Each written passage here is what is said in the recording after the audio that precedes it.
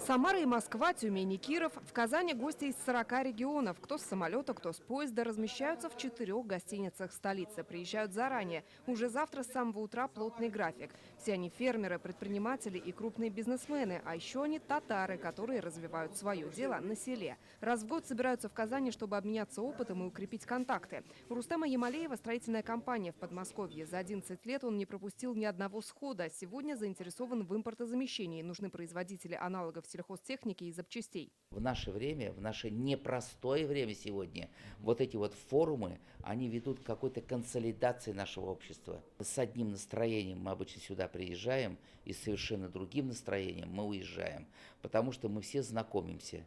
Мы все потом созваниваемся, мы все дружим. У нас у каждого в кармане будет по 100, по 200 контактов. Салават Халидуллин только начинает строительный бизнес. Планирует делать бюджетные мини-фермы для начинающих животноводов. Приехал учиться у опытных коллег. Весь бизнес для того, чтобы сохранить молодежь на селе. Уезжать смысла нету. В квартире жить это стены, а татарские ауылда тем более, то есть общение.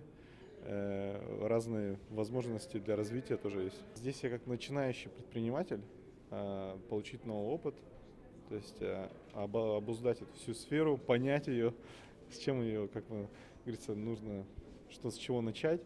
Я думаю, Татарстан – это самое лучшее место для развития, для обучения. Они не просто занимаются бизнесом. Одна из задач – сохранять и развивать татарскую культуру, поддерживать родные деревни. Сейчас мы Чакчак, Баурсак получаем все с Татарстана, чтобы вот это у нас все было. Чтобы у нас была своя переработка, своя была пекарня. Мы живем в русской деревне, как бы село Старая Тушка называется, но тем не менее в нашей деревне есть мечеть.